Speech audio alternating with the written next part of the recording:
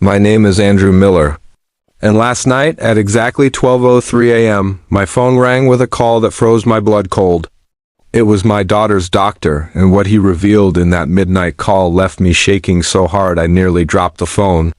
I've lived through storms, loss, heartbreak, and more than my share of life's painful twists, but nothing prepared me for the sound of that doctor's voice in the dark quiet of my bedroom. Let me take you back a little so you understand how everything built up to that moment. I'm a 54-year-old single father living in North Carolina. My daughter, Lily, is 24, bright, soft-spoken, artistic, and the kind of young woman whose smile makes you forget your troubles for a moment. She's my only child, my entire world, the anchor that held me together after her mother passed away 9 years ago.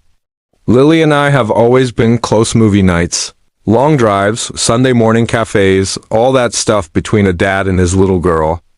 But over the last few months, something changed. She got quieter, lost weight, stayed in her room more, told me she was just stressed. I trusted her. I shouldn't have.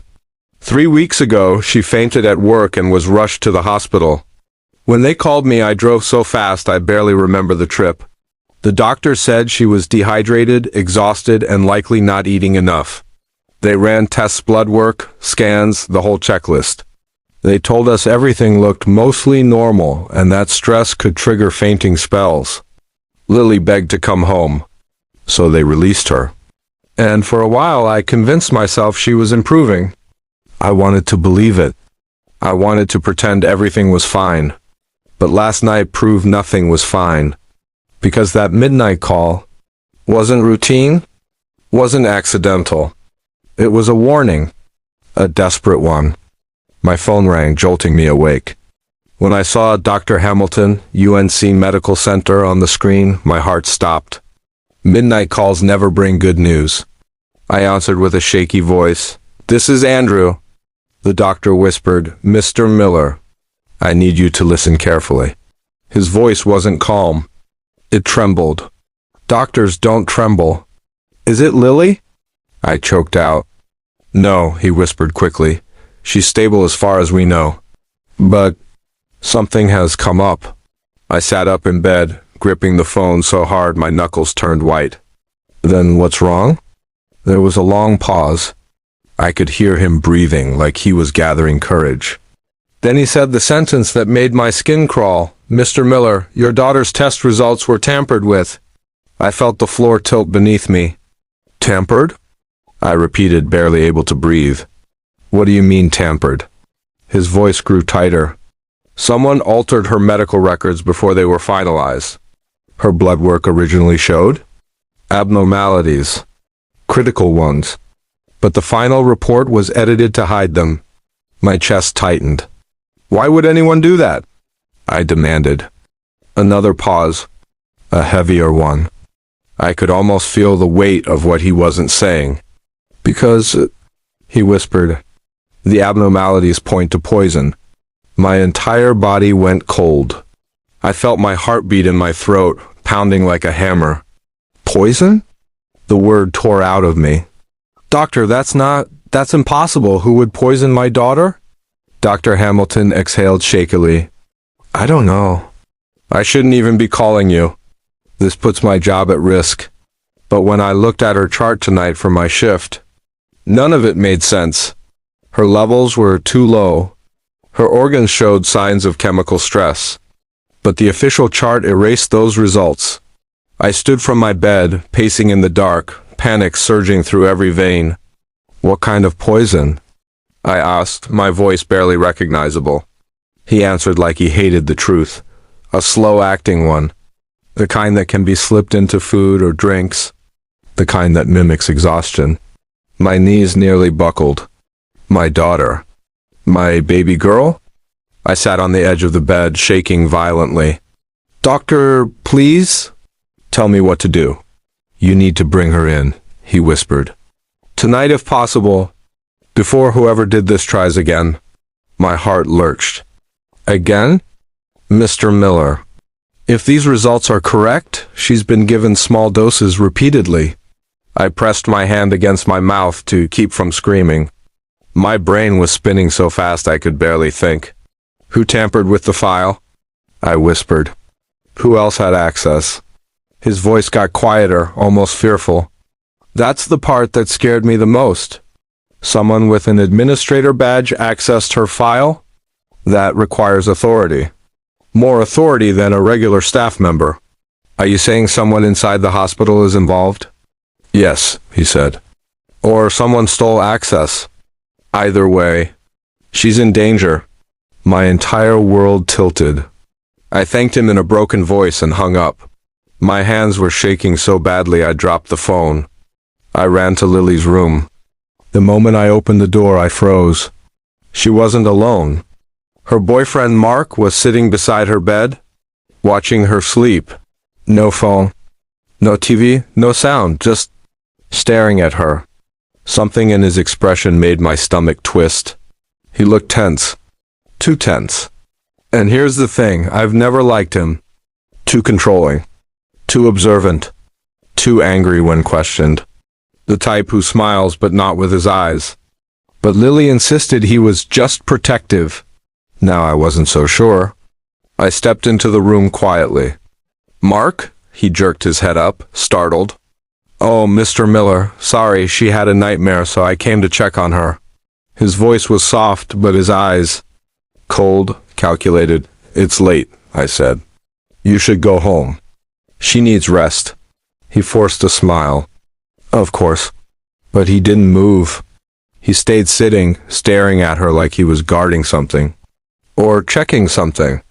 My heartbeat pounded in my ears. I couldn't accuse him not yet, so I forced myself to stay calm. Actually, I said lightly, I need to take her to the hospital. They want to run more tests. His face changed. For a split second so fast you'd miss it, his expression tightened in panic. Real panic. Then he covered it with another smile. At this hour? Yes, I said. It's urgent. He stood up slowly. Too slowly. Do you want me to come? No, I said quickly. His family tonight? His jaw tensed. He didn't like that. He lingered by the doorway. Tell me if anything happens, he said, eyes locked onto mine in a way that sent a chill down my spine. I mean anything. I will, I lied. When he finally walked out, I went to Lily, gently shaking her awake. Sweetheart, we need to go, I whispered. She rubbed her eyes, confused. Dad, what time is it? Doesn't matter. It's important. She was groggy, weak, too weak. I helped her into the car, checking the rearview mirror every few seconds, terrified Mark would follow. At the hospital, Dr. Hamilton rushed us through a back entrance away from cameras, away from other staff. That alone told me how serious this was. They drew new blood, run urgent scans, monitored her vitals. And after an hour that felt like a lifetime, Dr. Hamilton returned with a face that said everything before he even opened his mouth. Mr. Miller, he whispered, your daughter has been receiving small doses of a toxin called ethylene glycol. I felt my knees go weak. Antifreeze? He nodded grimly. It causes fatigue, stomach pain, fainting, organ stress. In small amounts, it can mimic everyday symptoms. Is she dying? I whispered. No, he said, not anymore. We caught it early enough. Now that we know, we can treat it. I broke silently, painfully right there. But then another realization hit me. Doctor, I whispered, who would do this to her? His voice cracked. Mr. Miller. Poison cases are almost always someone close. My blood ran cold. Someone close. Someone with access. Someone who watched her.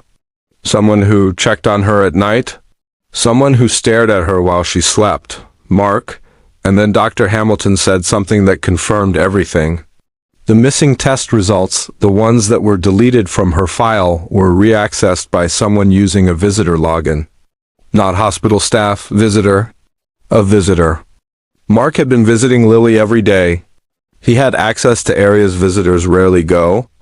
And he's a computer technician, tech-savvy, enough to break into a system, hide files, erase symptoms. I felt a rage inside me so strong my hands shook. "Doctor," I whispered, "call security." "Already did," he said. "And one more thing." He handed me a small item in a plastic bag.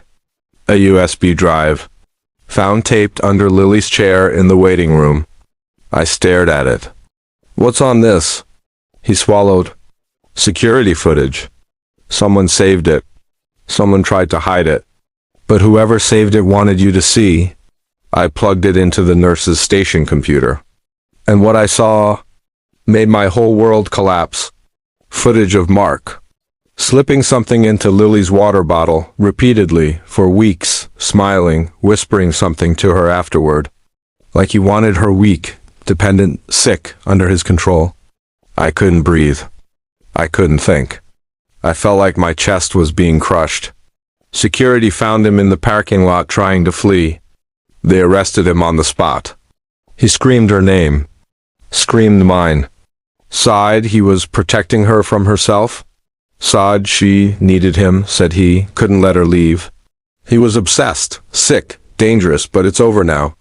Lily is safe, healing, slowly, and me? I'm still shaking. Because if that doctor hadn't called me at midnight, if he hadn't risked everything, I would have lost my daughter. Not to illness, not to fate, but to a monster pretending to love her. And as I sit here by her bedside, watching her breathe, watching color return to her cheeks, I know one thing for sure. Sometimes the scariest truths reveal themselves in the quietest hours. And that midnight call saved her life.